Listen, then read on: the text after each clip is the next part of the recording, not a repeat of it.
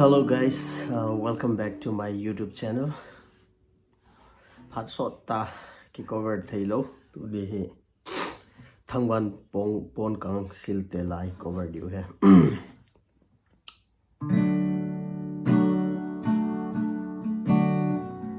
Thangvan ponkang sil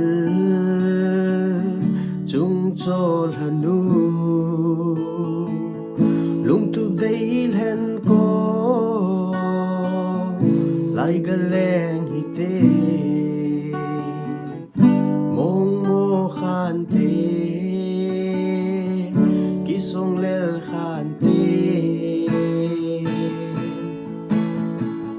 kisong nei pui jo mo lel hang la a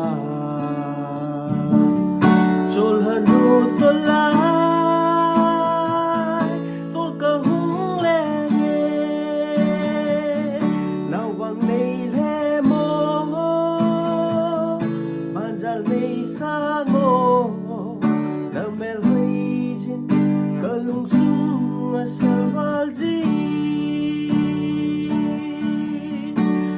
chôn ha một bóng lép riêng tô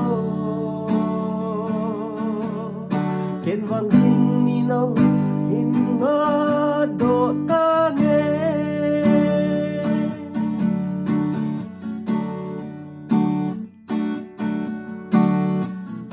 cả lung sét là a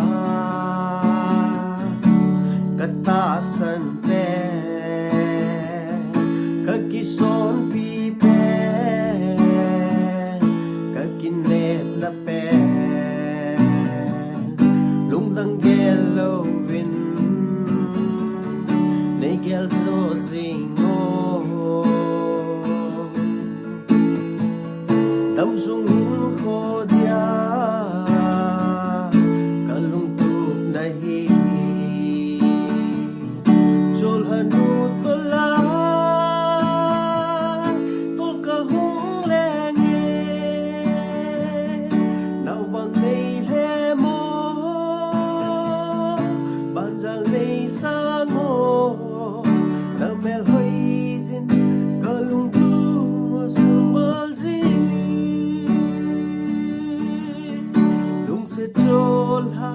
một bóng lép riêng tô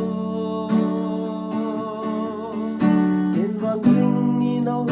in ngỡ độ ta nghe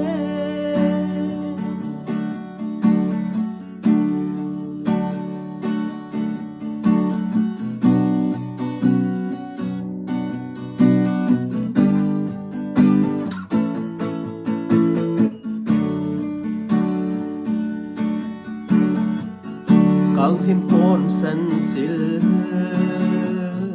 dinh ni nâu mèo hơi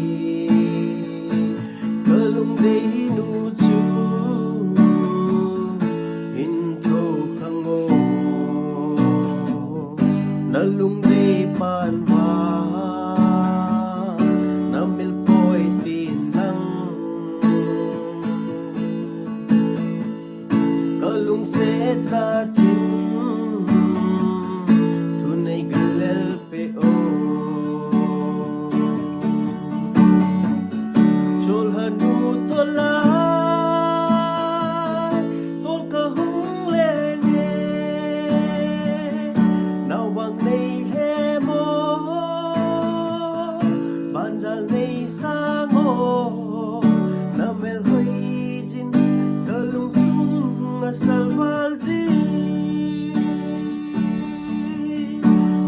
chôn ha